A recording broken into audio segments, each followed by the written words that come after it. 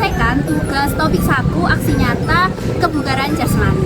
Oke, yang pertama di sini saya akan menanyakan kepada rekan-rekan saya terkait bagaimana sih hasil kalian TKJU kemarin. Oke, Mbak Lutfi silahkan dijawab. Kemarin waktu tes TKJU itu awalnya kan mengecek nadi itu 60 per menit. Itu melakukan TKJU itu hasilnya 15 kali. Setelah itu dicek lagi nadinya ternyata 150. Oke, itu gimana Mbak Lutfi? Cukup baik atau gimana? Kalau untuk hasilnya itu sepertinya saya kurang baik, harus ditingkatkan lagi. Kalau Mbak Tata? Kalau aku waktu mengecek jenut nadi itu awalnya 100, kemudian waktu habis naik turun tangga, banyaknya tangga itu kan sekitar 20-an, terus itu jenut nadinya itu setelahnya 130. Oke, Mbak Ifti? Kalau aku awalnya itu belum naik turun tangga 90.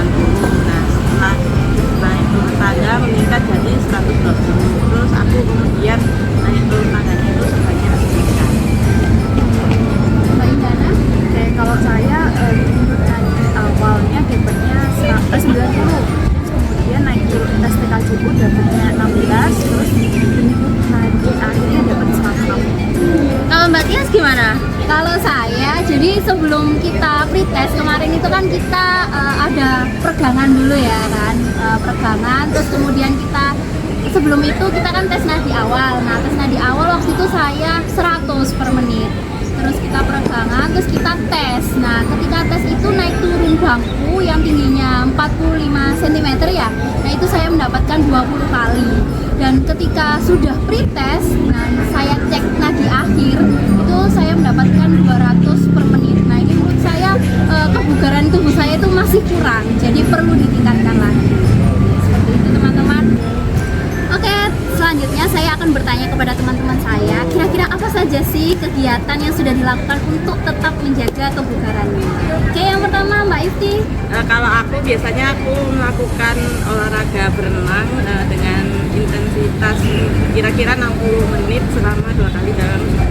Oke, selanjutnya Mbak Lutfi. Kalau aku aktivitas yang dilakukan adalah jalan cepat, terus itu dilakukan selama 2 kali dalam seminggu, waktunya sekitar 30 menit dalam setiap kali melakukannya. Oke, good. Mbak Tata. Kalau aku ikut badminton, jadi kita membentuk tim sama teman-teman. Selain meningkatkan kebersamaan, juga untuk meningkatkan kesehatan. Itu intensitasnya 1 minggu 2 kali. Kemudian waktunya sekitar 60 menitan 1 kali main. Oke, baik. Selanjutnya Mbak Indana. Kalau saya biasanya jogging 3 kali dalam seminggu, terus kemudian durasinya selama 60 menit. Nah, itu saya lakukan setiap pagi. Kalau Mbak Dias gimana? Oke, kalau saya sih, saya biasanya bersepeda ya. Sebaliknya intensitasnya seminggu itu 3 kali, jam 4 sampai jam 5 sore. Jadi biar sebelum saya melakukan aktivitas itu saya lebih merasa enteng, bugar kembali seperti itu, lebih fresh. Oke. Oke, selanjutnya saya akan bertanya kepada rekan-rekan saya terkait apa sih manfaat yang sudah kalian dapatkan setelah melakukan aktivitas atau latihan untuk menjaga kebugaran kalian yang telah disebutkan tadi. Oke, Mbak Lutfi, Jadi kalau apa yang aku sudah dirasakan? setelah melakukan aktivitas olahraga itu jadinya itu saya lebih produktif lagi dalam melakukan hal-hal yang positif. Oke, bagus. Selanjutnya Mbak Indana. Kalau saya lebih dapat mengurangi stres karena dengan berolahraga itu akan menghasilkan hormon endorfin yang dapat mengurangi stres sehingga lebih bahagia dalam menjalani Masya Allah. aktivitas seperti itu. Oke, Mbak Ifti. Kalau dari saya sendiri, saya merasa tidak mudah lelah dan tidak merasa lelah berlebihan ketika setelah melakukan aktivitas.